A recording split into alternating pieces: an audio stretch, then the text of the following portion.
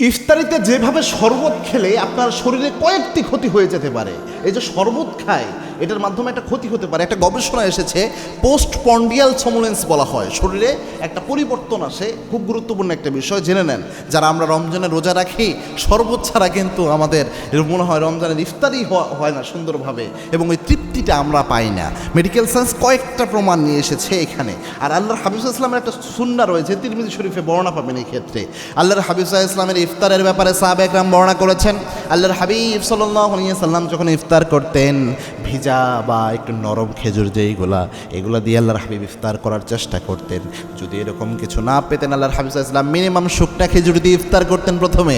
এটাও যদি আল্লাহর হাবিব না পেতেন, তাহলে আল্লাহর হাবিব সাল্লাল্লাহু আলাইহি ওয়াসাল্লাম স্বাভাবিক যে পানি রয়েছে, পানি দিয়ে ইফতার করতেন। সাদা পানি, নরমাল পানি, এটাতে আল্লাহর হাবিব সাল্লাল্লাহু আলাইহি ওয়াসাল্লাম ইফতার করতেন। এটা রাসূলুল্লাহ সাল্লাল্লাহু আলাইহি ওয়াসাল্লামের সবসময়ের সুন্নাহ ছিল। প্রথম এই জিনিসগুলা আল্লাহর হাবিব ঢুকাতেন। বর্তমান মেডিকেল সায়েন্স প্রমাণ করেছে, আমরা যে শরবত খাই, অতিরিক্ত চিনিযুক্ত শরবত, এটার কারণে শরীরের মধ্যে যখন চিনি প্রবেশ করে, সারাদিন যে আপনার পেটের মধ্যে কিছু প্রবেশ করলো না, শরীর কিছু পেল না, এরপরে যখন অতিরিক্ত চিনিযুক্ত জিনিস শরীরে প্রবেশ করে সাথে সাথে আপনার শরীরে যে পোস্টপন্ডিয়াল সমুলেন্স তৈরি হয়ে যায়, অর্থাৎ আপনার শরীর ক্লান্ত একটা অবস্থায় চলে যায়। এই যে তারাবির আগে আমরা দুর্বলতা অনুভব করি, ইফতারের পরে শরীর ছেড়ে দেয় না?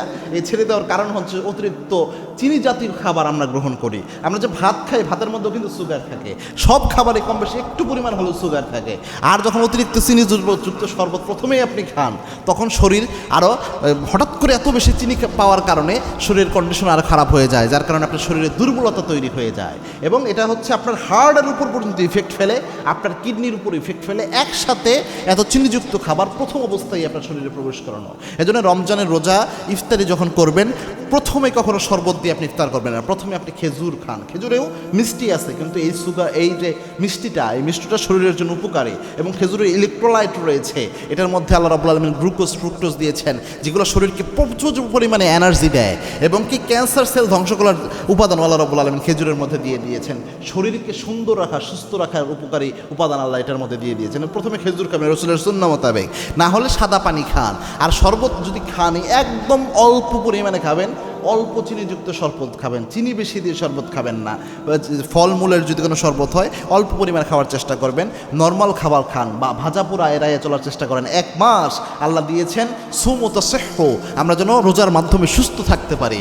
এবং উল্টা খাবার খেলাম যে সারা বছর যে শরীরের অবস্থা খারাপ করছি খাইয়া, আরও এই মাসে এত উল্টাপাল্টা খেলাম যে আরও খারাপ হয়ে গেল, এটা যেন না হয়। আল্লাহ আমাদের মানার তৌফিক দান করুন। আল্লাহুম্মা আমিন।